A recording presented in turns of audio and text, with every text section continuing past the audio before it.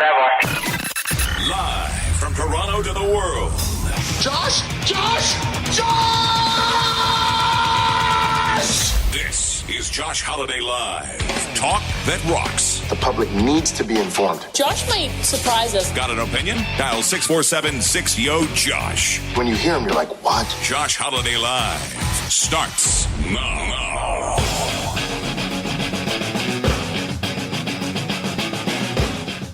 It is Josh Holiday Live. I am he of the title.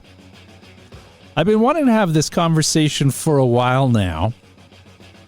My friend Ian Brown is a photographer. You can find his work at ianbrownphotography.com or on Instagram at Ian Brown Photography.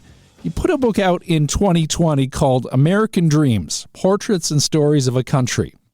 And there's 170 pictures in it, accompanied by handwritten statements by the people in the pictures. So essentially what he did over 12 years, 50 states, and 80,000 miles, he drove around the United States of America, took portraits of assorted different people from all walks of life, be it the wealthy, the poor, everything in between, Democrats, Republicans, whatever type of person you can think of. He wanted to capture a portrait of America as a whole. So he had this 12-year project, went to every state, and took a picture of people. And what he had these people do was write down what they thought the American dream was. And so in this book, it's a hardcover photo book, pretty hefty tome. There's a picture, and on the page facing it, there's a handwritten note from each of the people explaining what they feel the American dream is. So I'm fascinated by the topic and by the book, and I was really happy to be able to speak to Ian. What was the initial inspiration for creating the book? Well, I think I never had one specific sort of light bulb epiphany moment of wanting to do this. I think that just growing up in Canada, there's sort of curiosity by proximity, right? I mean, so much of our news and our culture comes from the U.S. And so even at a young age, I was really acutely aware of this other place across the border. I remember talking to my sister about how when we grew up, I think we had more American TV channels than we did Canadian ones, right? So I always had this idea of the U.S. as something different, right?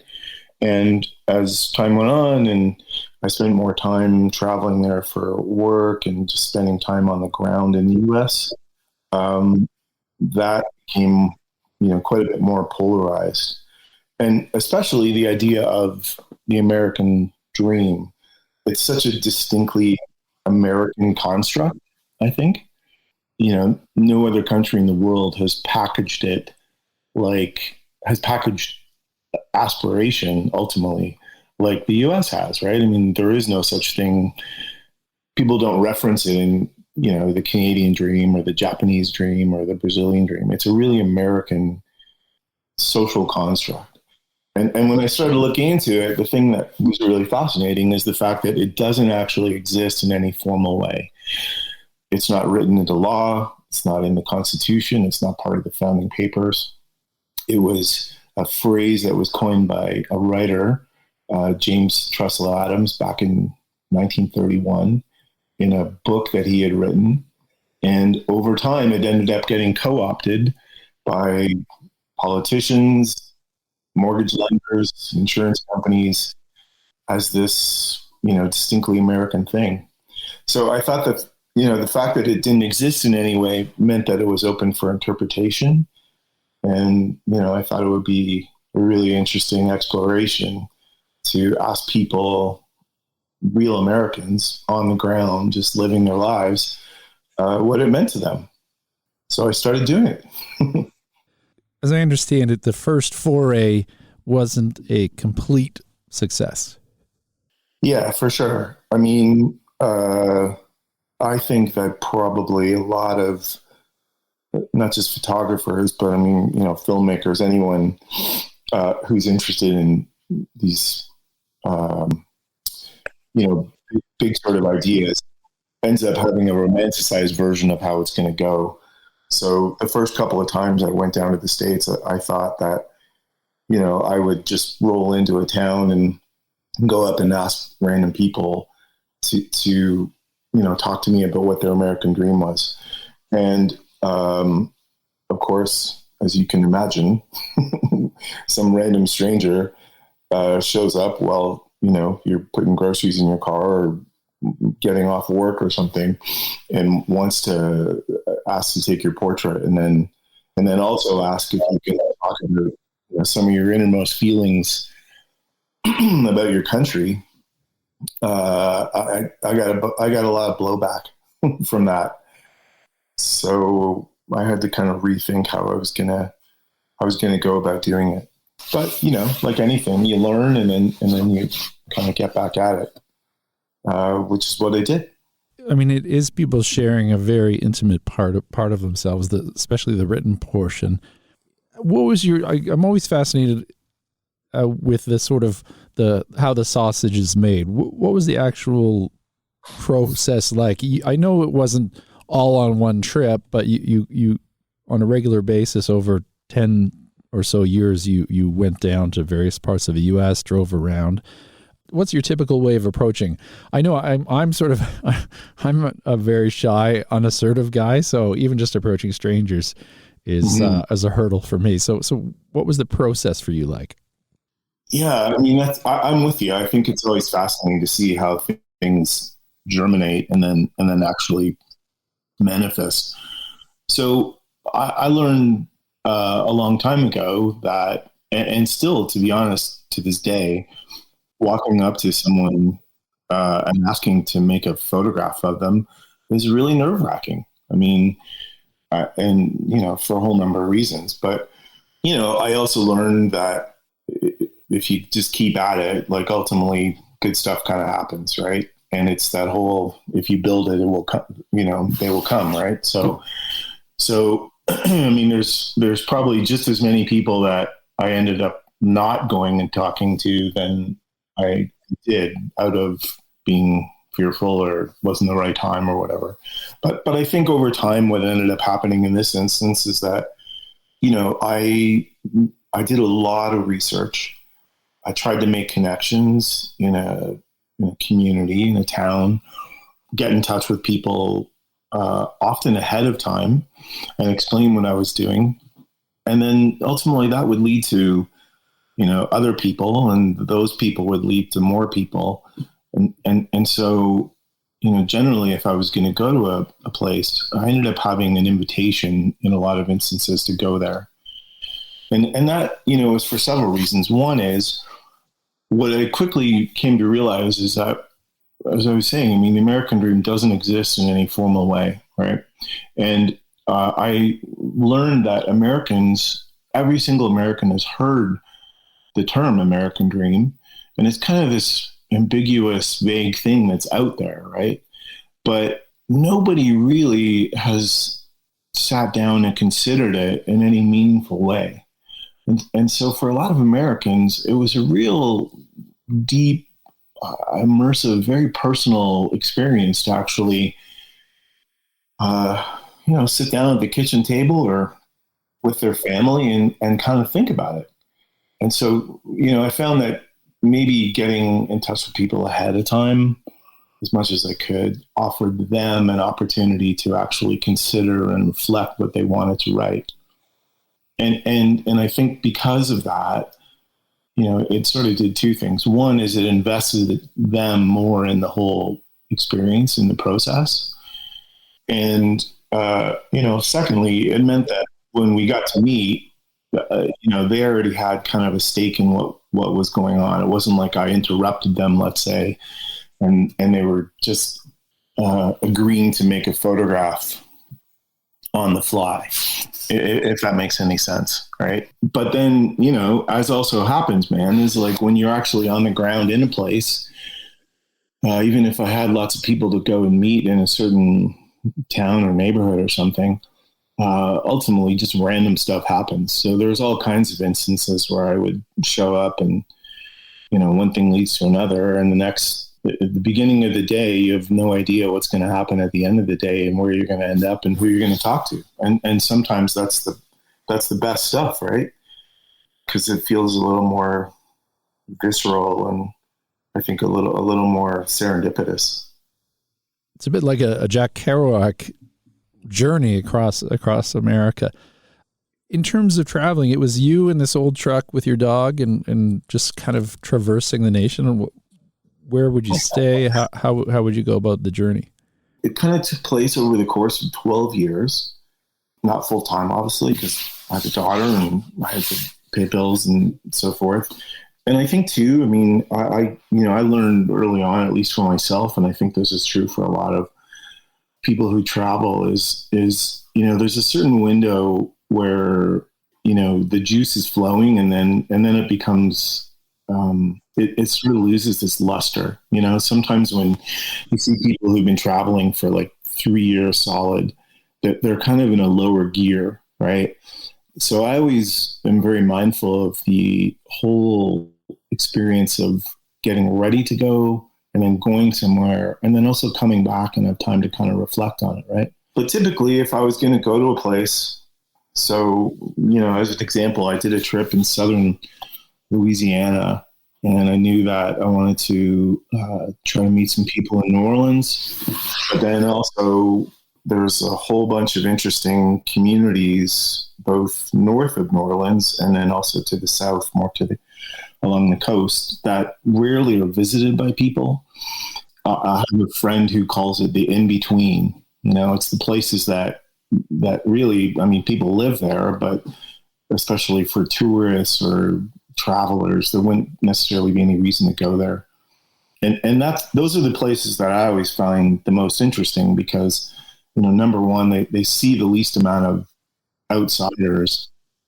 Often, the people who live there tend to have, I would suggest, the best stories, right?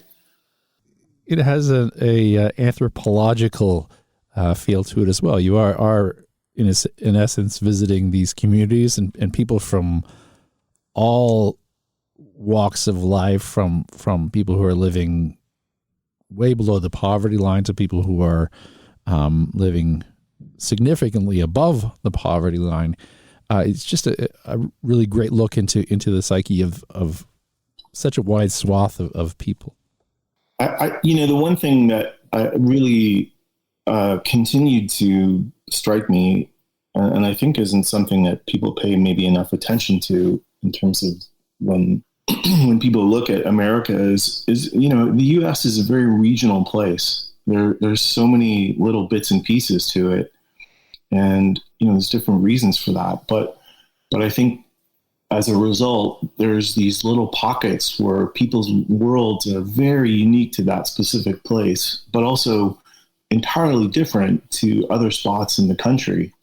So one of the things that, I learned, and I think is true, is the fact that this whole idea of the American dream is something that it really is, I would maybe argue, one true things that kind of transcends geography and politics and race, so that if you can go to someone in South Florida and ask them what the American dream is, and you can go to someone in, Fairbanks, Alaska, or central Minnesota, or, downtown Boston, or out in California.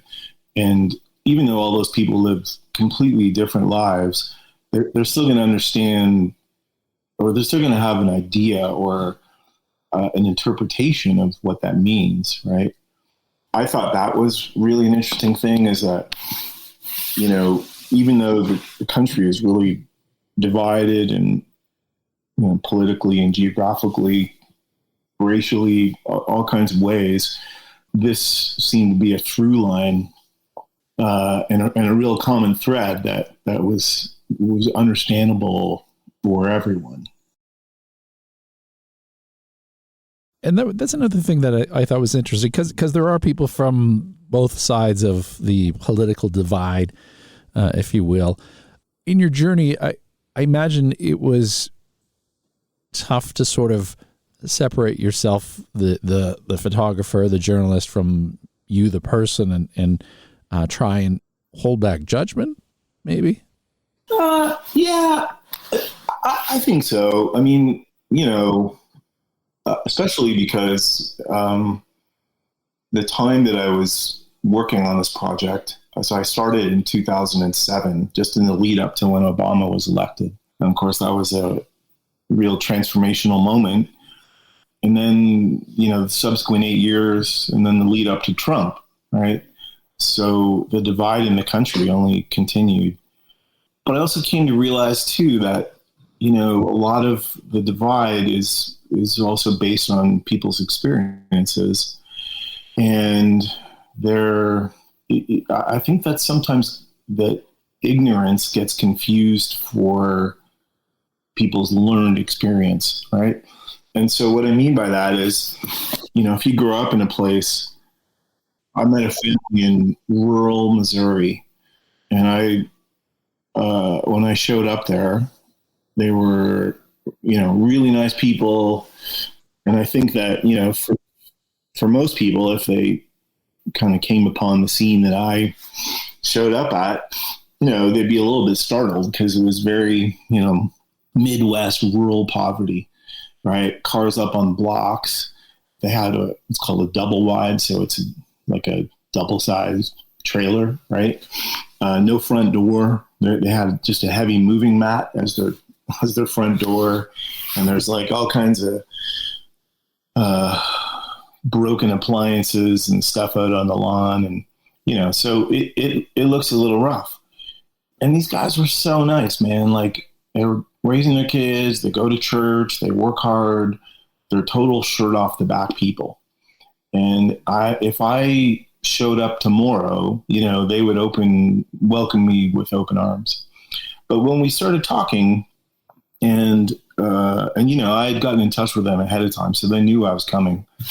And I had asked them to write out what American Dream was. And the guy, Chris, so this was before Trump was actually elected, but he wrote a whole page on how he revered Donald Trump and thought that he was the best person for the job.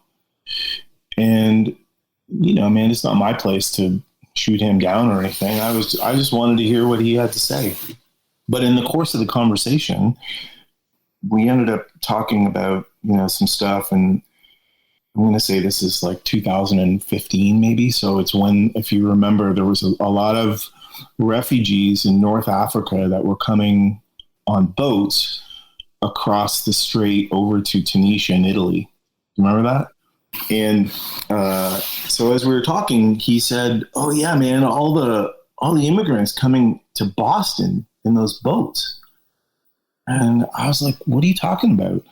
He goes, "Oh, I see it on the TV. There's all these immigrants that are coming across in boats to Boston."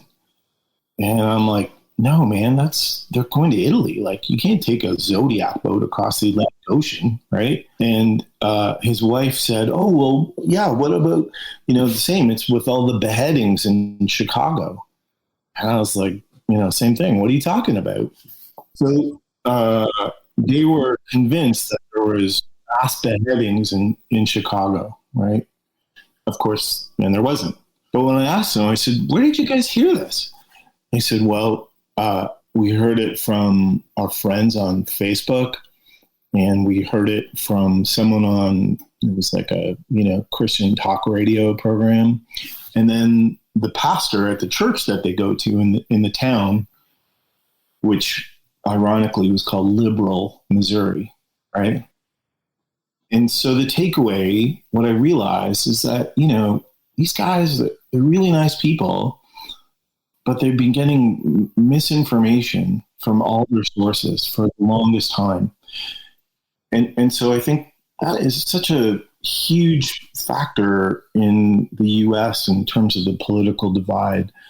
If you took someone who read the New York Times and listened to NPR for a month, and you put them in a room with someone who watched Fox News and listened to, right-wing evangelical radio, and for a month, and you put those two people in a room together and said, discuss, man, it would just be like complete opposite realities. And that is a huge factor, I would say, in the way that the U.S. is going currently. Well, I find that here as well. It's sometimes hard to have a discussion with people because they're living in an entirely different reality, and they have an entirely different set of what they consider facts, and oftentimes it's not in line with reality, and so I sense part of what you're saying is that people are people, and it's hard to really blame them for the fact they're getting this wrong information through no real fault of their own. It's just through algorithms. Yeah, I think that's part of it. I mean, the one, obviously this is such a hot topic all over the world right now. I mean, there's an election in France going on as we speak that is, they're debating similar issues. The one thing I would maybe say that is certainly different in Canada versus the US is that public broadcasting here plays a large role in our lives, right? So CBC, there's a certain set of standards and integrity that you can't just openly lie on CBC here, right? Because there's a checking mechanism in place. Whereas, there is there is no such thing really that exists in the United States in that way. There is no overarching checking mechanism for, I'd say, journalistic integrity, but that obviously is a broad thing. But, so what's happened is now there's this whole culture of misinformation and disinformation, and that's only been amplified, obviously, by social media. So, everyone is kind of living in their own, information silo, some people call it, or echo chamber, where you really don't have to listen to outside views if you don't want to, right? You think back to when there was essentially just network television in the United States. There was 3 channels, right? CBS, ABC, NBC. Maybe PBS was in there. But people received their news primarily from the 6:30 national, network news desks. And those, the news anchors, right? So were held up in a high regard. Whereas now, if someone didn't watch Fox News and then turned it on, man, you would be astonished at the kind of stuff that comes out, right? But I also think, that being said, just to be devil's advocate, I know some people who live in New York that, they only listen to NPR or read the New York Times. They kind of live in their own bubble as well, right? And that was most evident when Trump was elected, and a large part of the country was astonished that he could be elected, and there was a huge outcry of like, who would vote for this guy? And the truth is, man, if you drove around as I did through all kinds of places, like the number of signs that you would see for Trump Pence, this is 2015, was overwhelming. It was incredible how much support those guys had.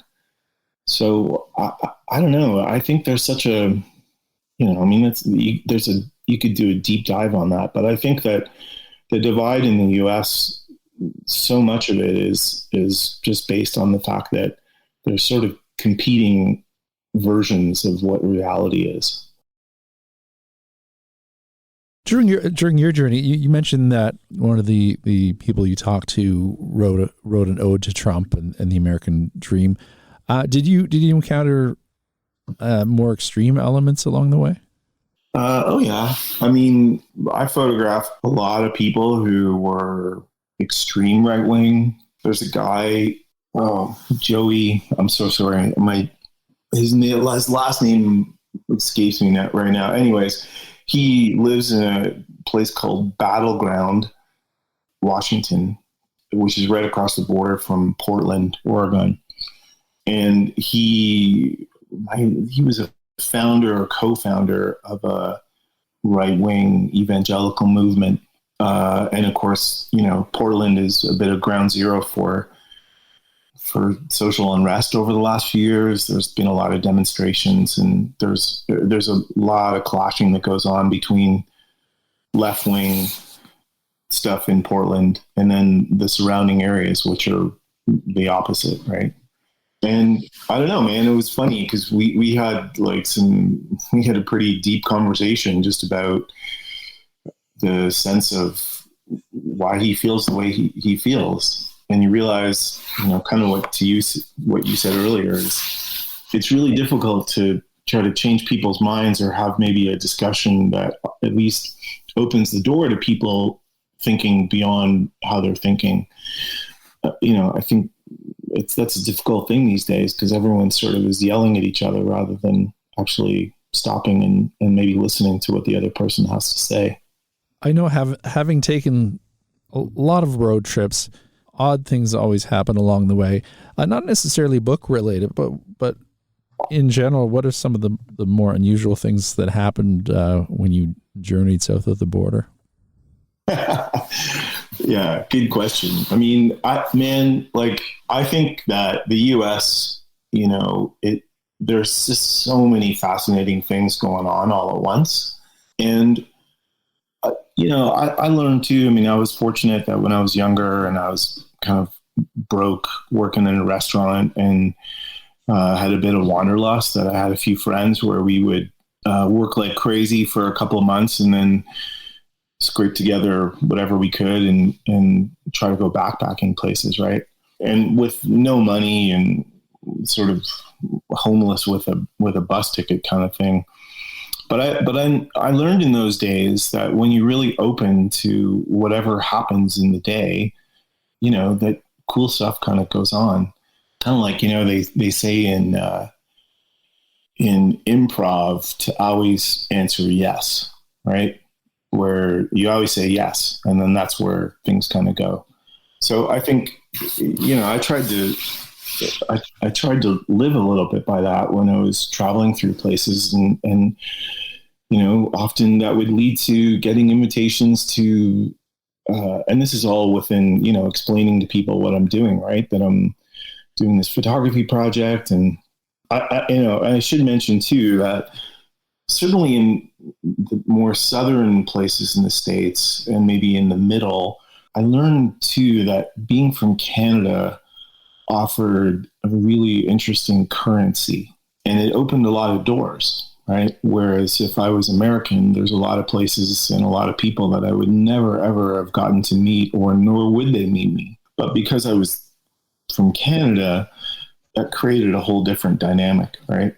So I don't know. I mean, I had so many instances of weird things happening that I never could have imagined the morning I woke up of that day. So what, any examples?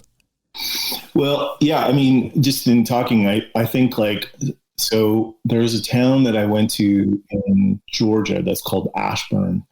It's a couple hours south of Atlanta, a couple hours north of the Florida border. And Ashburn is, if I remember correctly, is about 4,000 people. There's railway tracks that divide the town, and East Ashburn is white and West Ashburn is black.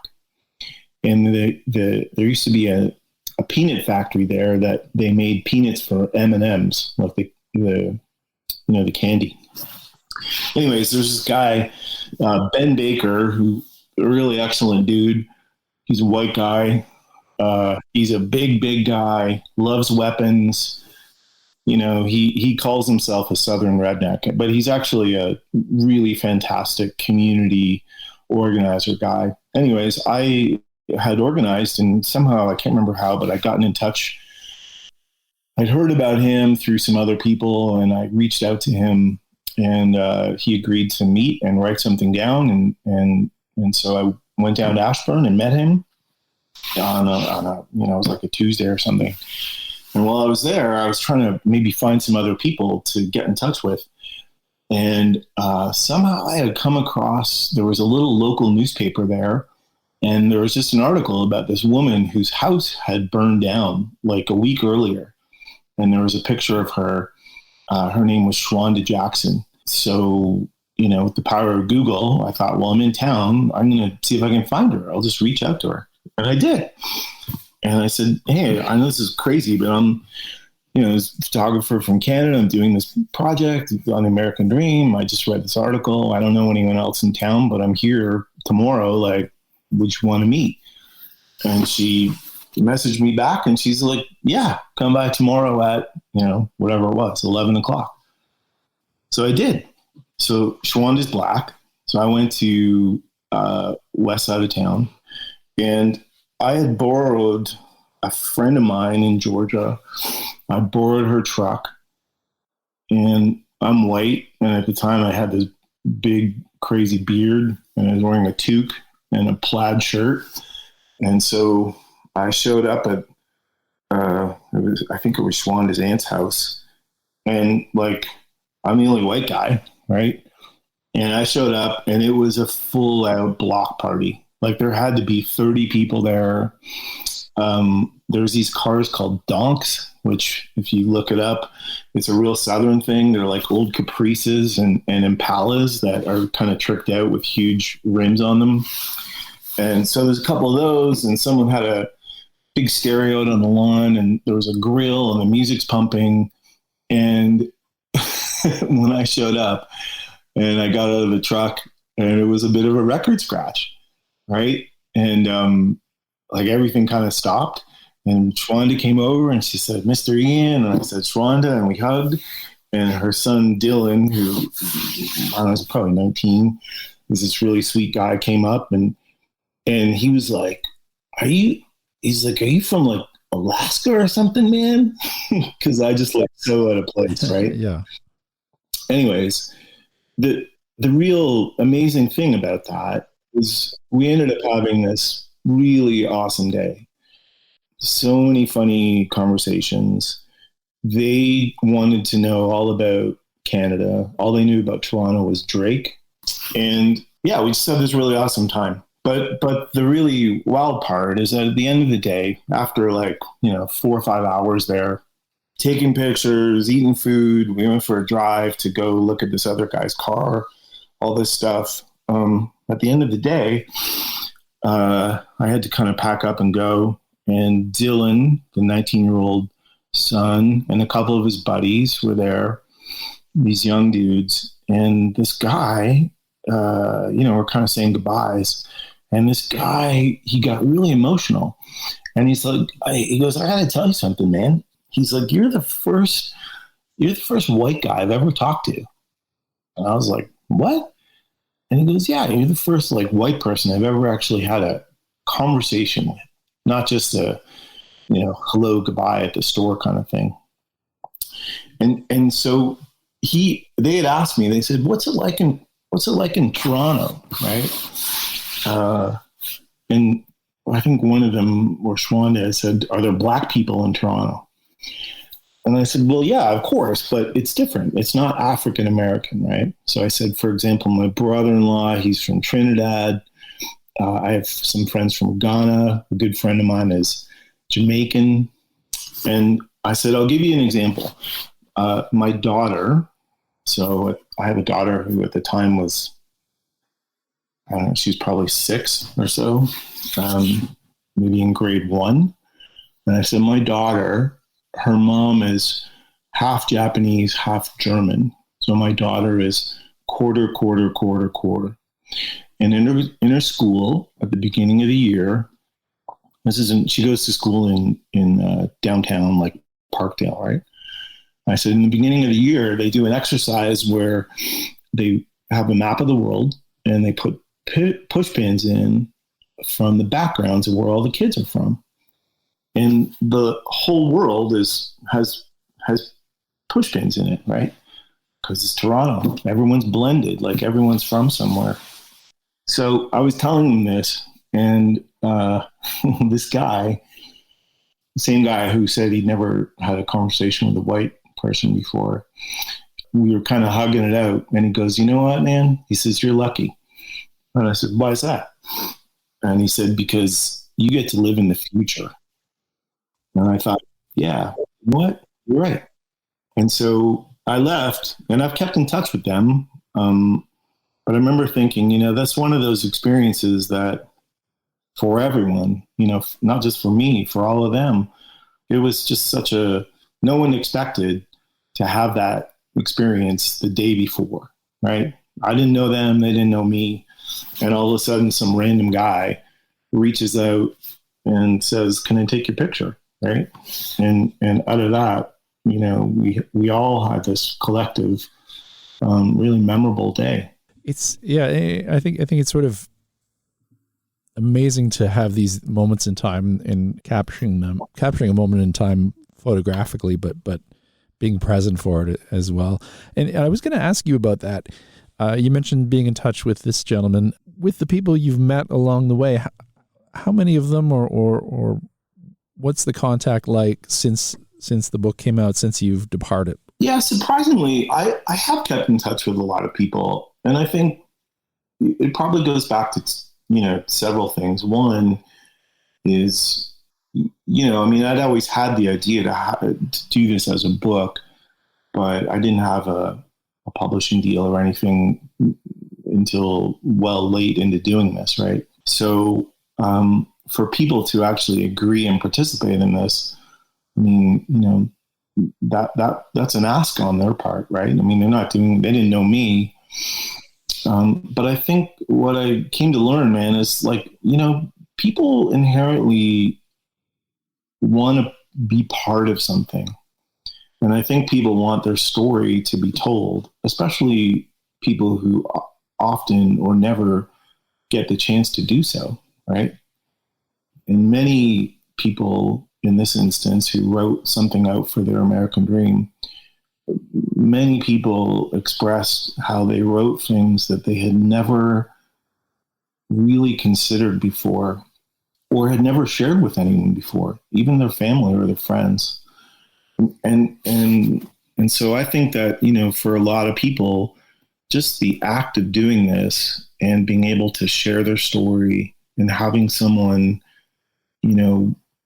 be interested in who they are really, was a big thing for them. And so as a result of that, maybe there's a bit of a deeper connection where, for these people, the act of actually really expressing how they feel about their own life. I mean, ultimately they're writing what their American dream is, but what I think most of it is, especially when you read through how personal a lot of people write, is they're really sharing about who they are and what they want their life to be like. And so because of that, I think that, because those people are more invested in it, there's more of a reason for us to kind of connect, right?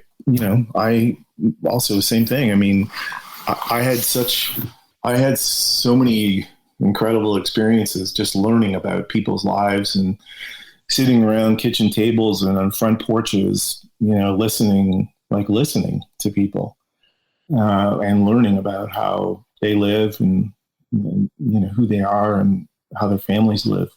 So I think, we kind of forge, I don't know, it's cliche to say this, but we forge a bond, and it's important to, kind of keep that and see where people are at. Any surprises? Yeah. I mean, I did. So I'm going to say it was a year ago, I had talked to the New York Times. So the book came out in 2020, last fall. And I had talked to the New York Times about they put together an article on this in 2016 before the book came out. But I talked to some of the editors there about doing a follow-up and how COVID had actually affected people's lives. And if COVID, especially in the beginning stages of COVID, when it was all new and crazy and apocalyptic, if COVID had changed their outlook on the American dream. And, if you, just to rewind, I mean, if you remember in the beginning of COVID, So spring 2020, that's when there was just like catastrophic unemployment in the U.S. There was images we all saw of people lining up for miles in their cars for food banks. And, it was really uncertain times, right? I mean, it still kind of is, I suppose, but it was really uncertain times, and it was so impactful. So they wanted to follow up. And so I got back in touch with a whole bunch of people, and, some people who were living in some pretty desperate circumstances when I met them had actually pulled themselves out, and things were really good. There's a woman I had met in Ohio who had gone through a really rough period of being addicted to opioids, had lost everything, her family, her place. And, when I met her, she was in a pretty rough place, but she kind of pulled through, man. And she became sober and had a job and was in a new relationship, and things were good. Right. Other people, there's some people who passed away. There's other people who, I think, as happens with, if you took a big group of people, humans, and, follow it up, you'd find it's the same thing, right? There's people who continue to thrive, and people who, take turns that they didn't anticipate, some for good, some for not. That's my conversation with photographer Ian Brown. His book is called American Dreams, Portraits and Stories of a Country. What it is 170 portraits of assorted Americans and their handwritten statements about what the American dream means to them. You can visit his website at ianbrownphotography.com. His Instagram is the same, Ian Brown Photography. And you can get this amazing book at most fine bookstores, even on Amazon. And I suggest you pick it up. That is it for us. Have yourself a great rest of day.